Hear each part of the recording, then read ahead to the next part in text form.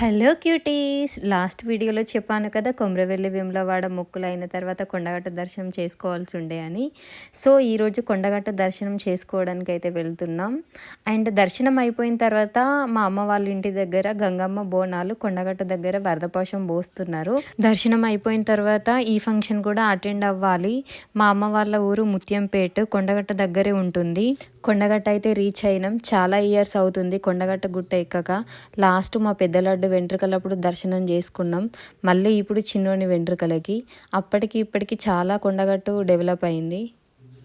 కొండగట్టుకి చాలామంది నిద్ర చేయడానికి వస్తూ ఉంటారు. అంతకుముందు ఓన్లీ జస్ట్ తడకలు ఉండేవి. ఇప్పుడు షెడ్లలాగా ఫెసిలిటీస్ కూడా ప్రొవైడ్ చేశారు. పానం మంచిగా లేని వాళ్ళు చాలామంది ఇక్కడ నిద్ర చేయడానికి వస్తూ ఉంటారు.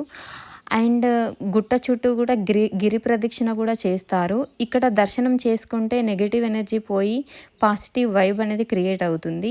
దర్శనం చేసుకోవడానికి గుడి లోపలికి అయితే పోతున్నాం.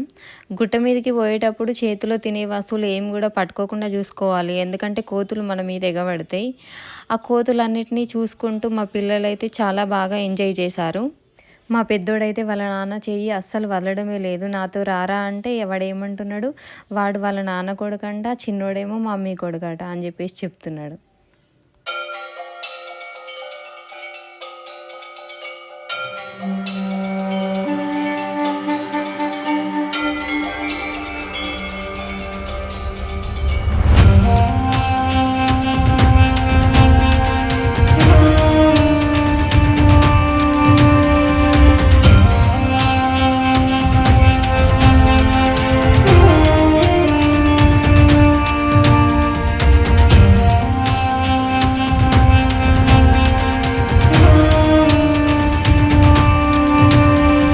ఫైనల్లీ దర్శనం అయ్యాక కొబ్బరికాయలు కొట్టి పులిహోర లడ్డు ప్రసాదం తీసుకొని కొన్ని ఫ్యామిలీ ఫొటోస్ అయితే దిగినాం. అప్పటికి చాలా లేట్ అవుతుందని మా అమ్మ వాళ్ళు ఇంకా రావట్లేదు అని ఫోన్లు చేస్తూనే ఉన్నారు. అందుకని ముత్యంపేటకి అయితే బయలుదేరినాం. ఇంటికి రీచ్ అయ్యాక గంగమ్మ గుడికి బోనం అయితే తీసుకొని పోయినాం. అట్లనే వరదపాశం కూడా పోసినాం. సక్సెస్ఫుల్గా అన్ని ఫంక్షన్స్ అయితే కంప్లీట్ అయిపోయినాయి. Thank you so much for watching this video. Please like, share and subscribe.